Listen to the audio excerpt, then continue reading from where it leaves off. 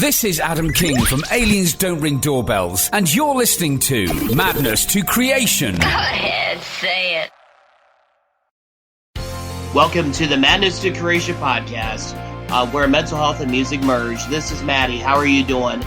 And I hope you guys are doing great tonight, and thank you so much for taking the time to listen to this podcast. And it is not me giving the interview this time. It is esteemed journalist in the rock and metal world, Mark Dean, who is out of Manchester, United Kingdom, grew up in Ireland, and not only does he contribute for Madness to Creation, he also contributes for esteemed publications Antihero and The Spill magazine. And please check out Antihero magazine and check out The Spill magazine as well.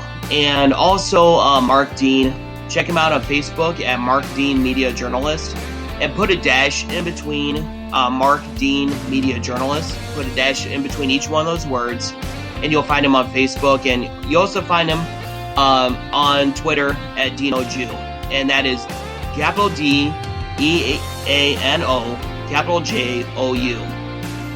And in this special interview, he interviewed an esteemed guitarist and musician known as Damon Johnson. And Damon Johnson and to get ready, have an album coming out called Battle Lessons, which is due out February 19th via Double Dragon Records. And he has some esteemed musicians in this band. And the Get Ready band includes Jared Pope, who is drum for Tom Kiefer, and bassist Robbie Harrington, who has played bass for Steve Vai. And in this interview, we are going to learn about the upcoming album, the writing process, and also how Damon Johnson and Get Ready have been coping with everything going on in the world. And I just want you to sit back, relax, and enjoy this conversation with Mark Dean and Damon Johnson and Get Ready. And please like, comment, subscribe. Let's get us to 200 subscribers on YouTube. And as soon as we do that, I will do a drawing for a $20 giveaway. Thank you for listening, and Mark, take it away. Oh. Yeah. I don't think we're supposed to get used to it, honestly. Yeah. It's I know it's the best we can do. Yeah. And I'm grateful, man, to be to have a record to put out and to talk about, but man, it's a big drag that we can't follow up all these interviews with a handful of tour dates, Yeah. How has the last year been for you, both professionally and personally? Mark, I can't complain, buddy. You know what I mean? I've been my family's been very healthy. I've got two teenage kids, and they've been in school virtually. They haven't seen the inside of a school building since March of last year. So, I'm really proud of them that they've kind of figured it out. It was a challenge there for a while for everybody, for the teachers, for the kids. Man, making this album has definitely kept me busy. The schedule was very unorthodox. Every other record I've ever made in my entire career, you go in, you record all 9, 10, 12 songs, whatever it is, you finish it, you mix it, you put it out. It wasn't like that this time because of the COVID. But man, I've kept busy. I try to stay healthy. My wife is a great cook, Mark. Yeah. She feeds me healthy food, and I've been getting some exercise. To tell you the truth, mate, I've kind of overdone it with the exercise. Right. And tomorrow, I'm going in to get a minor surgery on my knee. Uh-huh. Right. How's that for a party? But it's not a big deal, man. I'm actually looking forward to it, to get back to 100%. But like I said a minute ago, I'm not going to complain. We're doing okay. We're healthy, and we're just making the best of what we have to deal with right now. What's the situation like in the States for bands playing gigs? Is that starting again, or is it still no live music at all? It's pretty much no live music Yeah. at all right now. Every once in a while there'll be some things. I know there are a few, some bars, you know, that they'll have a band, like some kind of a house band playing. And, you know, man, I just think the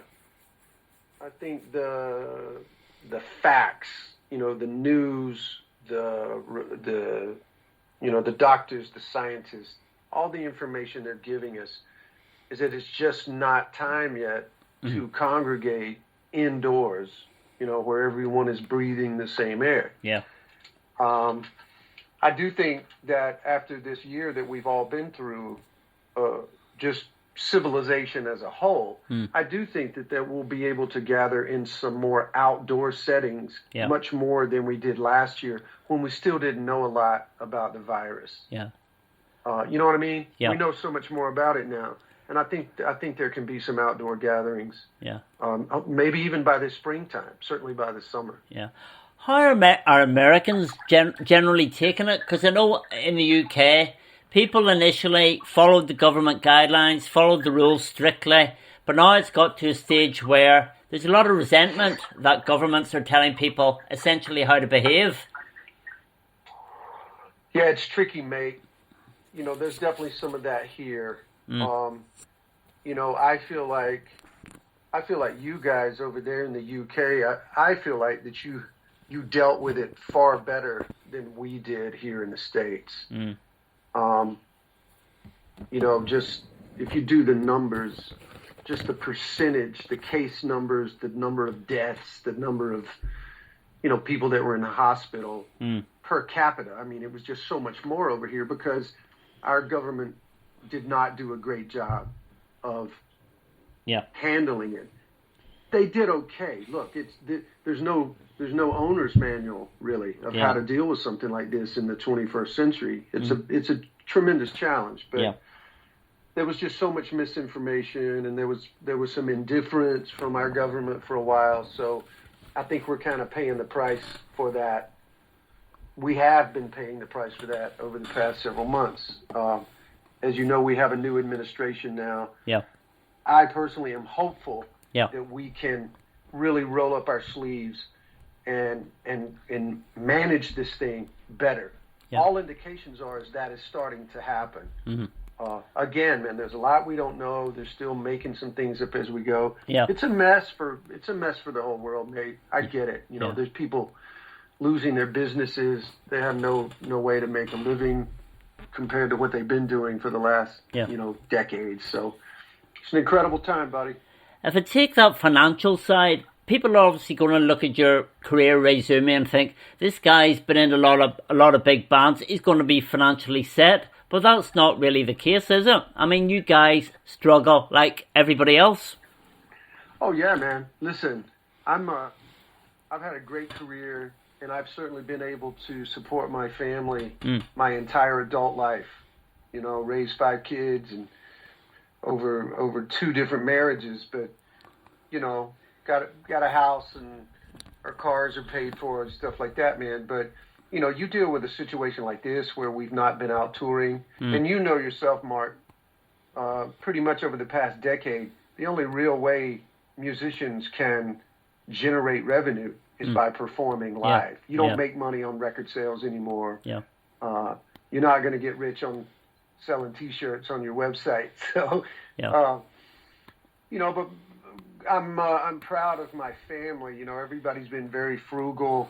You know, my wife and I, we just made some projections early on, you know, way back in March. We're like, okay, let's take a look at the books. Let's figure out what we can do without for a while, and let's be as thrifty as we possibly can be.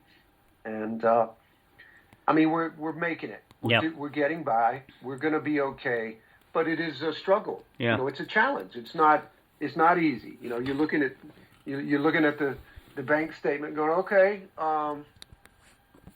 maybe it is time to put one of those guitars on eBay. And, Whoa.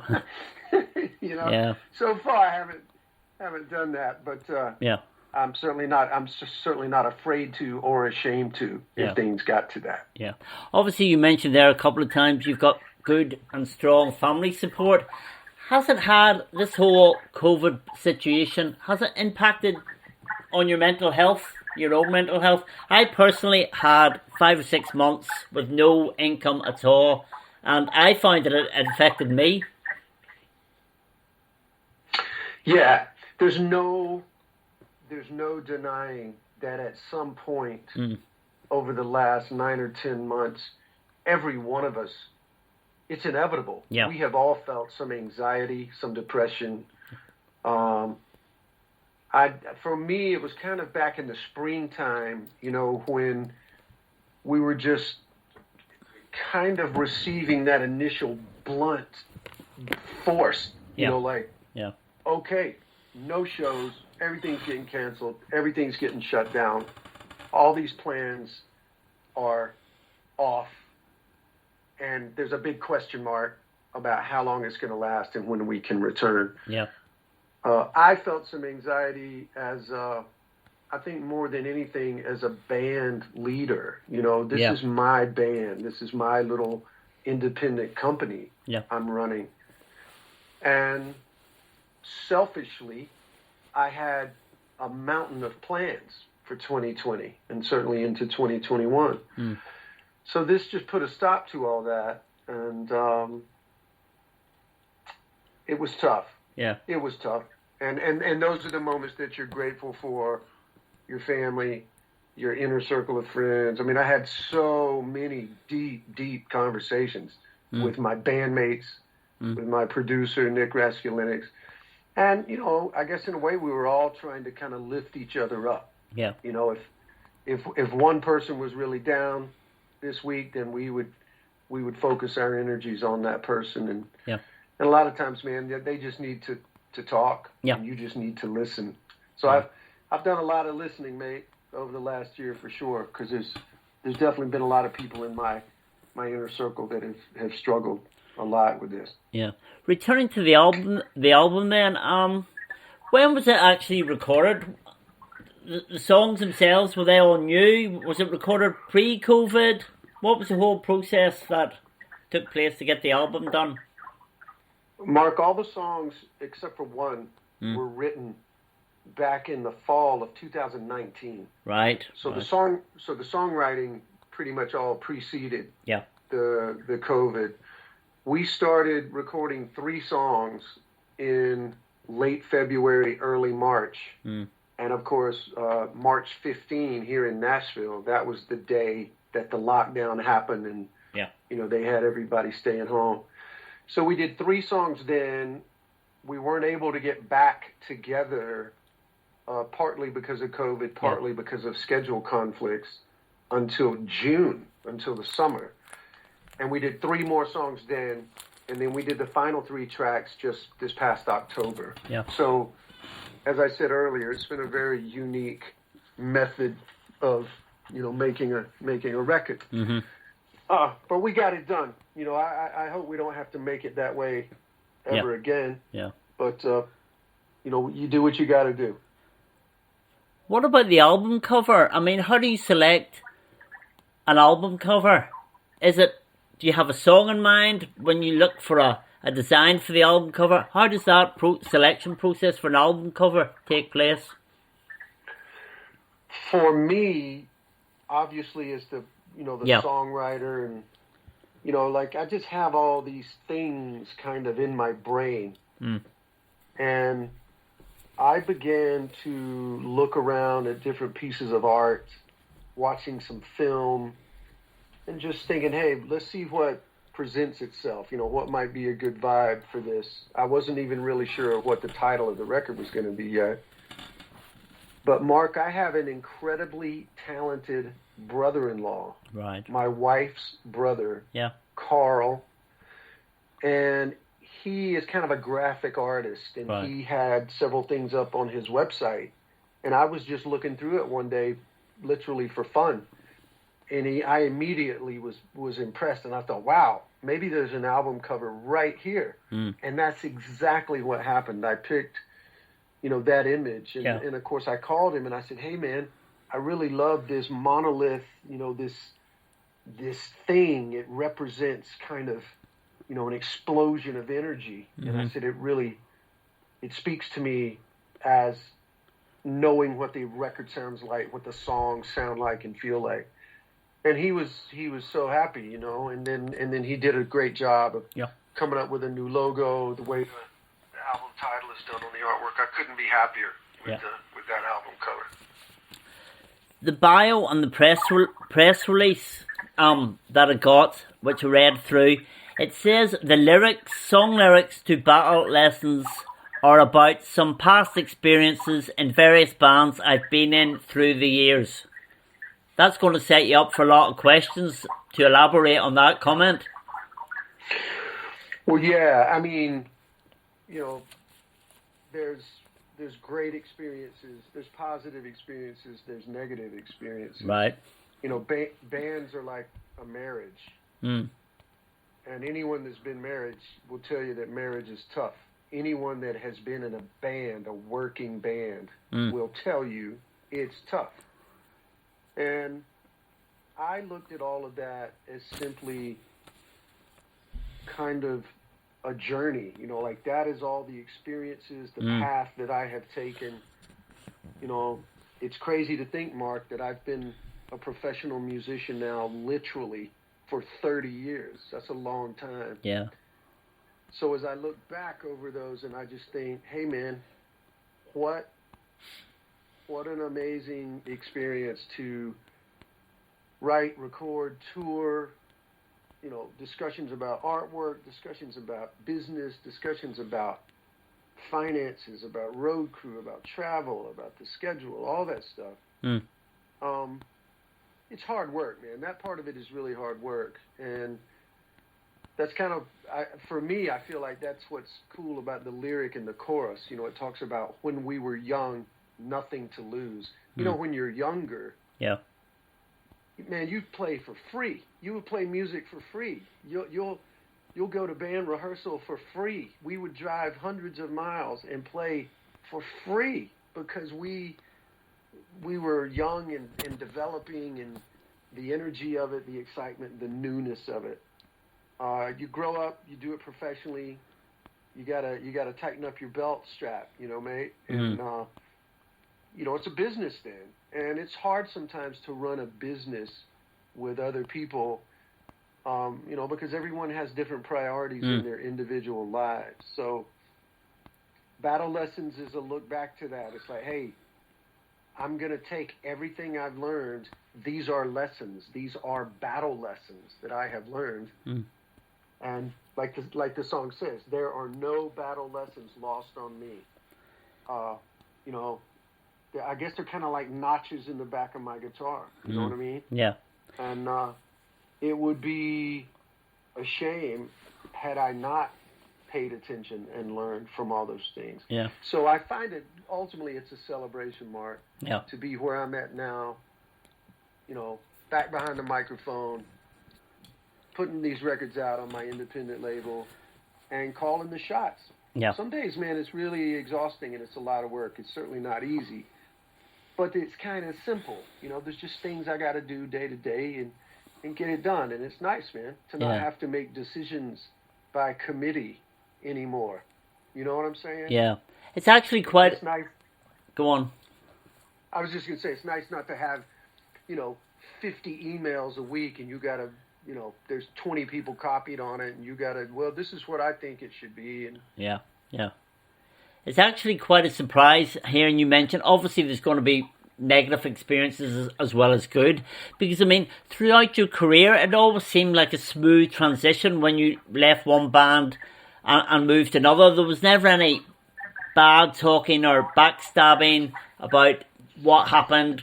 Even the old age-old musical differences was never mentioned. So to hear you actually mention that there was some negative experiences is quite a surprise. Or maybe it's a sign of your character that you actually didn't come out in public and say anything bad when you moved between bands. Well, I take that as a compliment, Mark. Thank you. Man, any band that I've ever departed, really and truly, it was more to do with me deciding and Yeah. feeling like, okay, my time here is done. Yeah. I've been here. I've invested my time, my talent. I've brought as much to the table as I can. I'm ready to do something else now. And really and truly, that's kind of all it is. And I don't take it for granted that I've been so very fortunate. That one door would close and another would open, or right about the time I might start getting restless, another opportunity would present itself. Yeah. And I don't know, brother, maybe that's the ultimate celebration of not just the Battle Lessons album, but, just the work I've been doing for the last 3 years. I cannot overstate to you or anyone else how fulfilling this music is for me, how fulfilling kind of doing it on my own truly is. I'm proud of it, man, because I can see the next 10 years. I can see the next 20 years, I mean, listen, brother, I'm not in denial about another fact, Mark, and that is I'm going to be an old man very soon. It's coming, brother. Do you find very quickly? Do you find making a Damon Johnson solo album is actually easier or more difficult than being in a band? I mean, I guess I would choose to say that I enjoy both processes very much.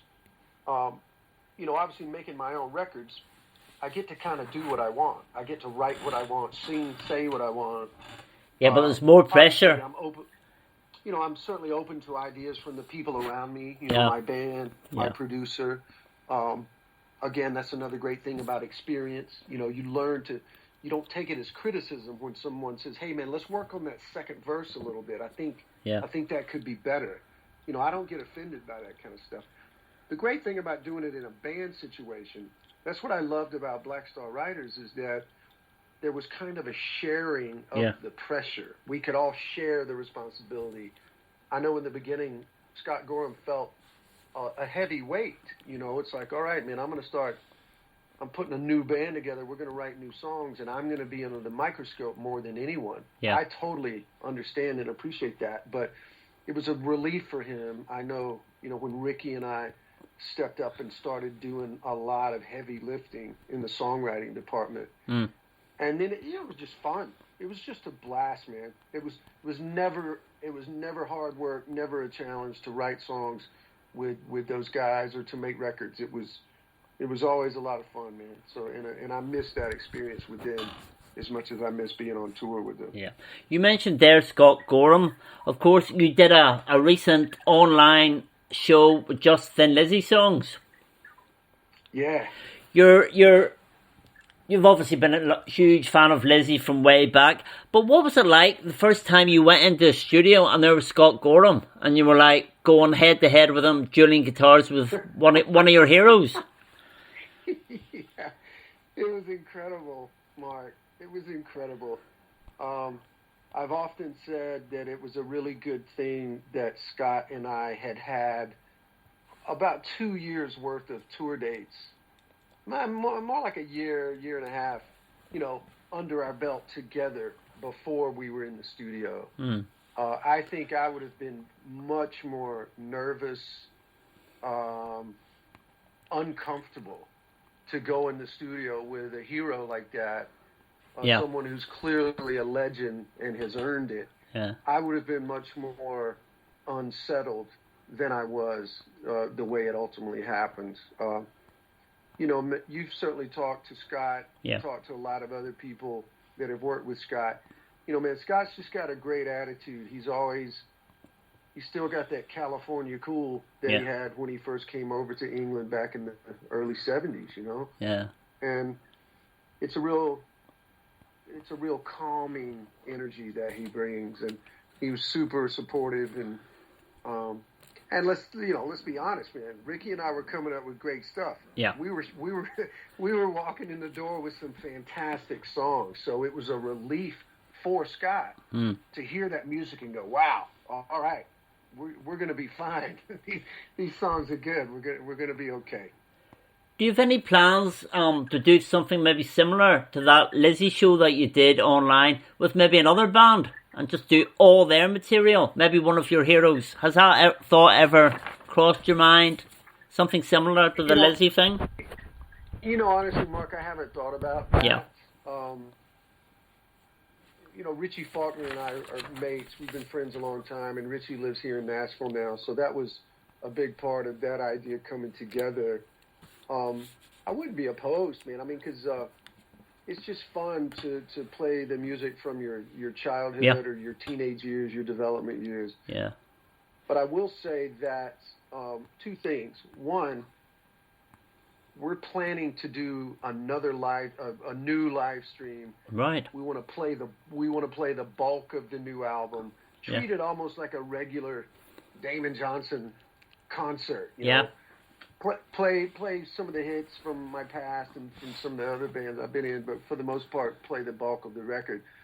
I'm also happy to share with you, Mark, that we got such incredible response to the Thin Lizzy tribute that we're preparing what is essentially an encore presentation of that same show. Wow. It's a lot of work to put that together. Yeah. There was a lot of people involved in that. There were hours of rehearsals. It was, those songs are not easy. Yeah. But the great thing about doing a great show like we did is now we have it. The video looks amazing. The audio sounds amazing. So we'd like to present that to the public again. Like I said, an encore presentation of that same stream. Because a lot of fans have asked about it, man. I'm never going to make a DVD of that. It's not sustainable. Yeah. You know what I'm saying? Yeah. It's like, what am I going to do? Print 1,000 DVDs and sell a couple hundred of them, then I got a batch sitting in my garage out here. It's like, everybody watches their stuff on their phones and their computers now. And, so I'm excited about that, man, to present that, to give people the option to see that again, because we did a great job, man. The band played amazing, and it looked and sounded great. Yeah. For the album, you decided to adopt a fan-funded approach with Indiegogo. I just wondered, was this the first time that you've adopted that method? And did you have indeed any reservations about using that as a method of funding an album? Mark, you don't know this about my experience from 2 years ago, but my first experience with Pledge Music was with Black Star Riders. Right. We incorporated Pledge Music with the making of our Heavy Fire album. We had a great experience. The fans loved it. Everything went great. So 2 years ago, when I was making my first proper full electric solo record, Memoirs of an Uprising, I went with Pledge Music again, and I'm sure you, as a journalist, you know that they went bankrupt, and they made off with almost $20,000 of my money that the fans had, contributed. Without revisiting all of that in a deep matter, I'm proud of the fact that I went to the bank, borrowed the money. All the fans that pre-ordered stuff, they got every single thing they ordered. I refused to call, to email the fans and go, okay, guys, sorry, they went bankrupt, so take it up with your credit card company. You know what I mean? Yeah. I wasn't going to do that. Indiegogo has been flawless.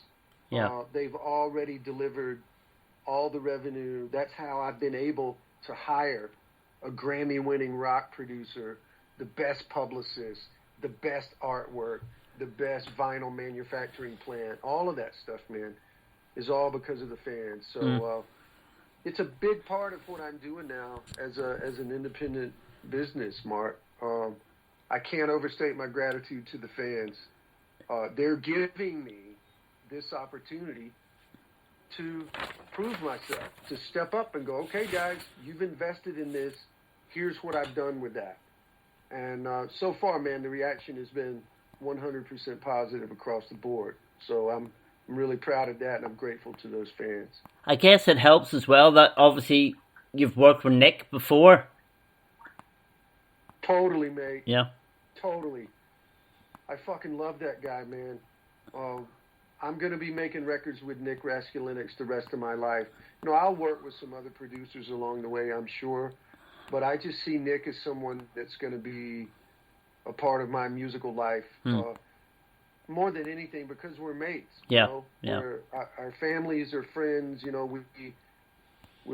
doesn't live that far from me. We're about 20 minutes away, so our kids are growing up together. Our wives are great friends, that kind of thing. So what an honor, man. Yeah. It's crazy to think we've made 4 records together now. It's incredible. So I love Nick. I'm grateful for Nick. Yeah.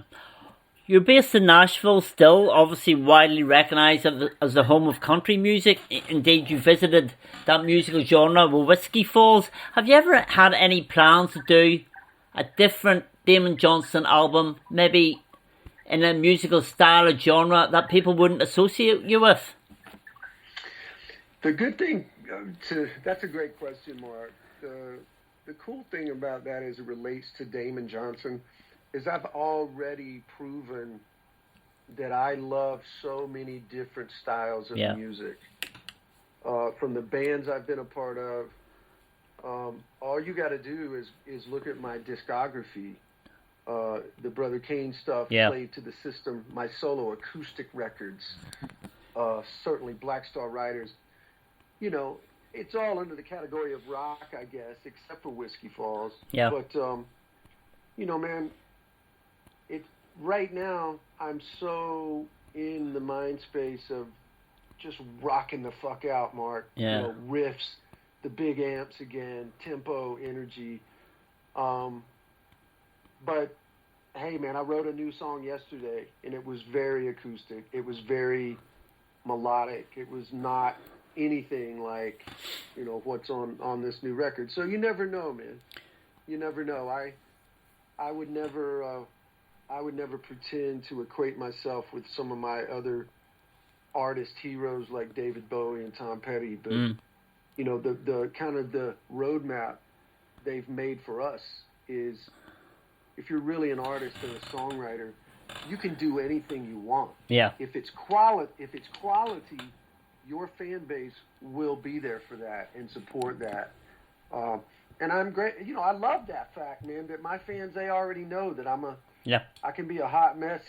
They don't know what's coming next, man. So what about, have you ever given any thought to maybe a Damon Johnson blues album or not? I absolutely have, Mark. I absolutely have. Two of my biggest longtime heroes, not just as guitar players, but also great singers, are Gary Moore and Stevie Ray Vaughan. Yeah. And, man, I've got so much respect for blues music, proper blues and hard blues. I would not want to even pretend to, put my hat in that arena unless I could really deliver something special. Yeah. I don't know, man. That's a great question. I certainly wouldn't be opposed to trying it. Yeah. I just feel like my musical DNA is so stamped by so much straight ahead rock and hard rock. Yeah. That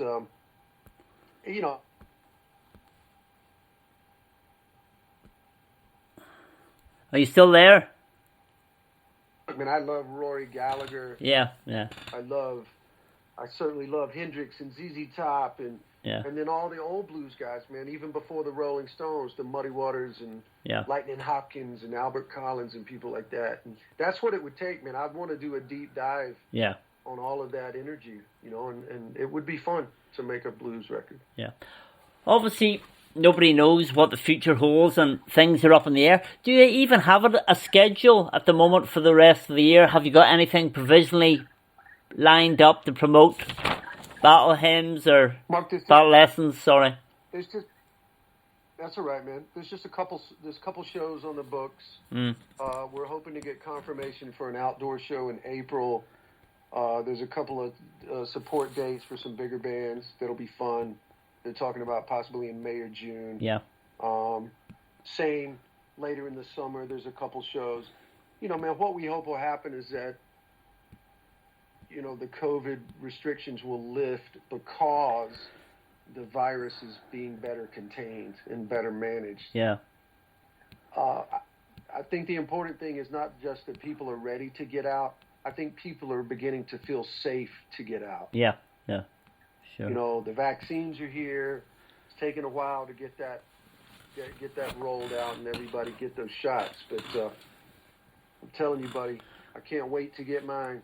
I've already put my name on the list, and here in Tennessee, I'm technically in what's called phase 3. Yeah. Which the good news is I'm so healthy that I have to wait.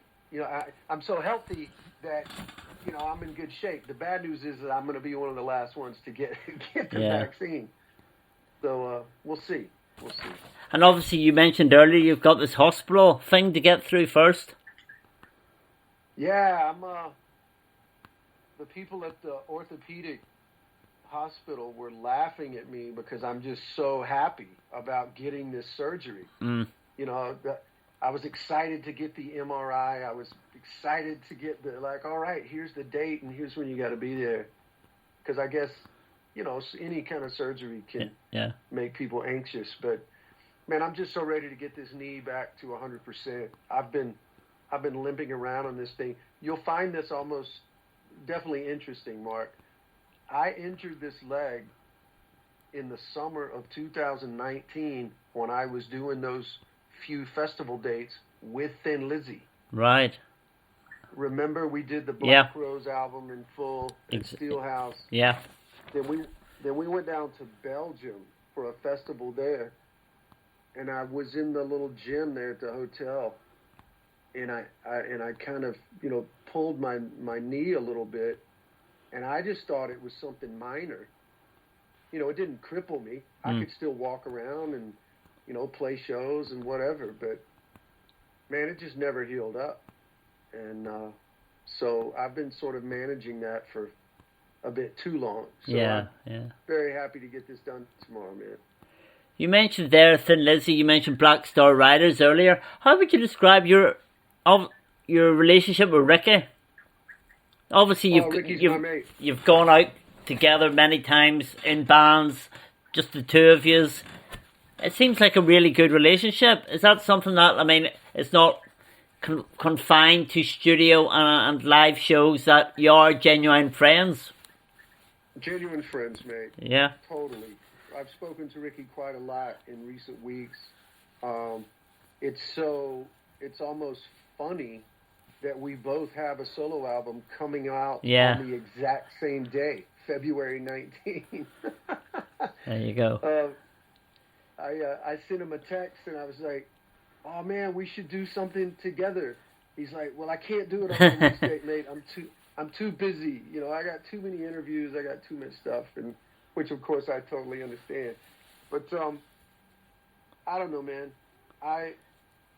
I'm open to any and everything when it comes to Ricky. Yeah. I really hope we get to do some more Warwick Johnson acoustic shows sometime. Yeah. I got a couple songs just on my desk that I've thought about Ricky, maybe sending him these ideas and seeing he would want to help me finish them. He's just such a great writer. I learned so much from writing with him and working with him. He's genuinely an inspiration. So that's certainly one of my, one of the great relationships of my musical career. Yeah. No question about it. Right, Damon, I'll let you get on. I wasn't given any scheduled time, so I don't want to be keeping you in case you've other interviews scheduled. Mark, I got something coming up, man, but I've enjoyed that we've had the flexibility of some proper hang time, man. It's good to talk to you again. And you take care. Yeah, buddy, you as well. I hope we can get in a room together soon, man. I want to bring this band and this music to the UK very, very soon. And the UK's crying out for live music. I miss it so much. I know, brother. I know you do. Well, please say hello to everyone for me, and I appreciate you talking with me and spreading the word about this new record, mate. I'm super proud of this record. No problem. Chat to you soon. Hopefully see you, as you said, back in the UK as soon as it's safe to do so. Thank you so much, Mark. All the best to you and your family, and stay healthy, brother. And you, Damon. Thanks very much. All right, man. Cheers. Take care. Bye. Bye. Bye.